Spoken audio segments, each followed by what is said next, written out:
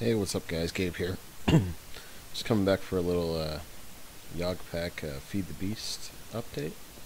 I showed off the house a little bit before. Nothing's really changed in the house, but I've been doing a lot of work trying to get basic resources fulfilled. Yeah, so I have been duping quite a bit, but you can see that this is all stuff I had in Tekkit, so nothing nothing crazy, but I'll go down there and show you it in a second. First, the one thing I did dupe in, because I needed a way up and down to the farm without ladders, because ladders take forever.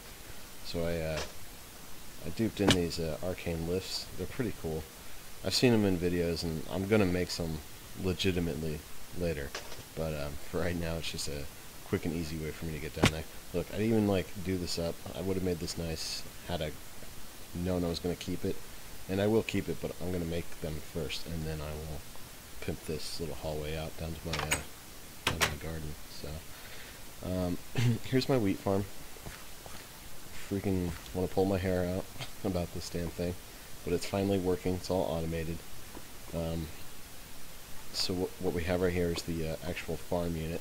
This creates these blocks. It hoses them. It puts the water there. It plants the seeds.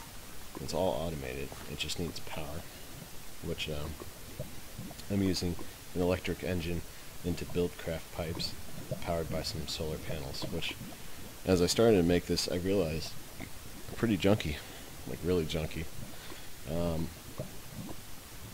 Once everything's up and going, then it's okay to rely on these, but to get this farm up and going the way it should be, these are a pain in the ass and it took forever. So anyway, above that we have the harvester. So when wheat actually gets full enough and when this thing has enough power, which it's intermittent at best right now.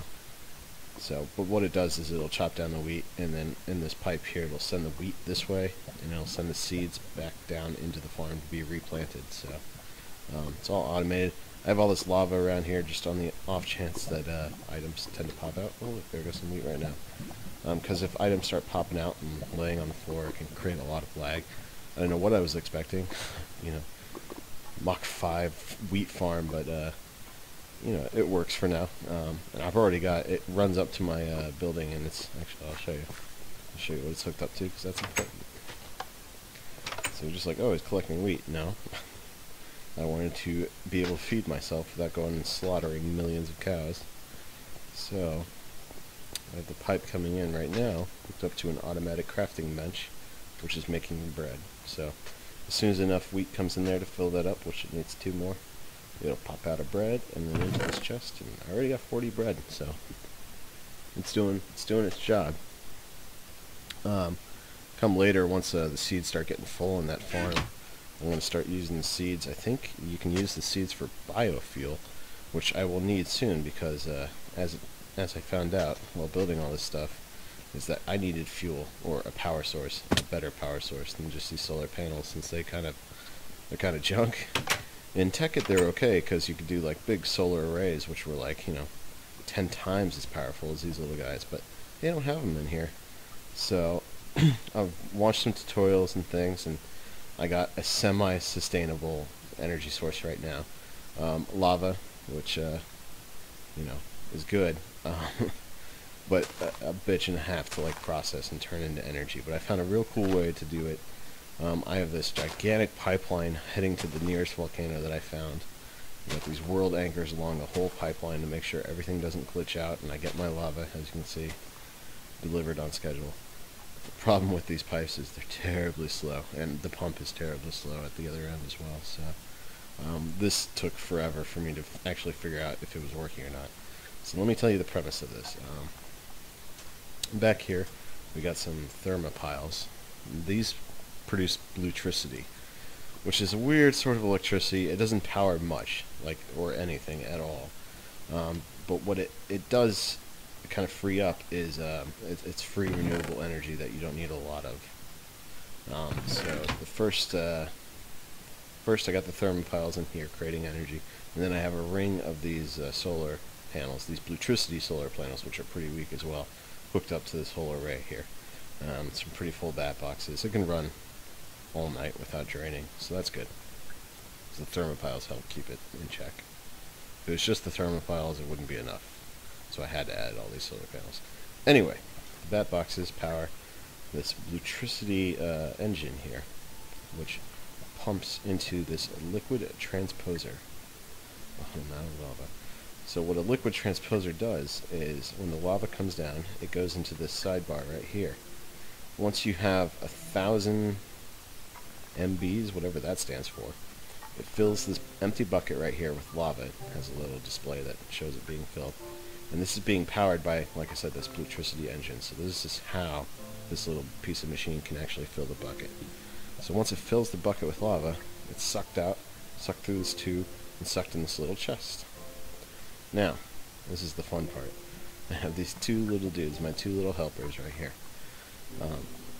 As far as I know, this is the only way to do that, because they don't have the old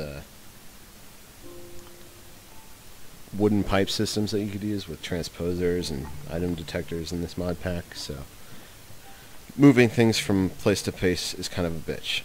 And the other problem is this is the geothermal generator. Now, you can put buckets of lava in here, create energy, and throw it into this MFSU, which is fine. The MFSU is just the biggest battery. It's the biggest battery you can get, basically. Biggest battery box. So to put lava in here, as you know, this creates the lava buckets. It gets sucked into this chest. So what these guys here do is this guy right here, when he detects a lava bucket in that chest right there, which I indicated to him when I placed him on the chest, he'll pick the bucket out of the chest and take it and put it towards the geothermal generator here, because you see the indicator light is orange, and I have an orange indicator right underneath it. And it's important that the little golem put it underneath in the bottom slot there, because the problem is if you have the geothermal at normal height, he ends up putting it in the top slot, which is not where the buckets go, and it doesn't do anything. So this is why it's raised up like this. This little guy I actually placed before I placed this indicator block, and what I did was dug down and I placed him underneath while clicking onto the geothermal. This kind of also helps indicate that this guy will take empty buckets out of the bottom slot. Again, if it was at normal height, he would have taken them out of the top, which doesn't help me.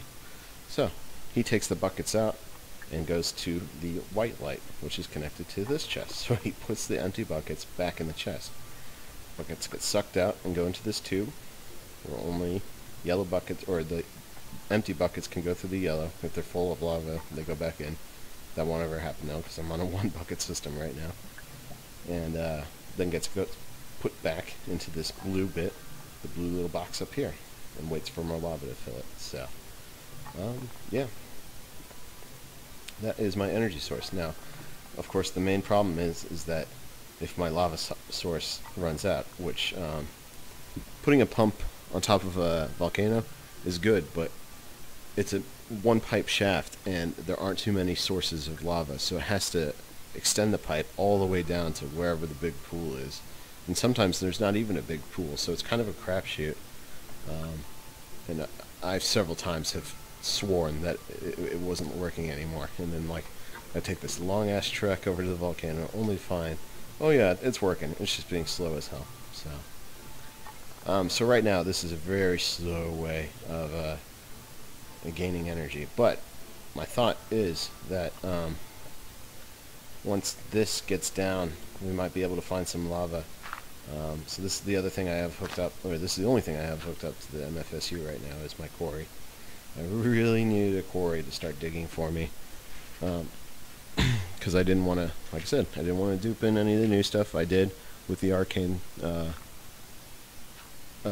lifts, just so I had an easy way to transport myself up and down to my castle. Kind of a bad idea building the house on top of a giant cliff like that, but I like it. I think it looks cool. So anyway, that's kind of it for right now. I'll come back once I got some more to show you. Bye.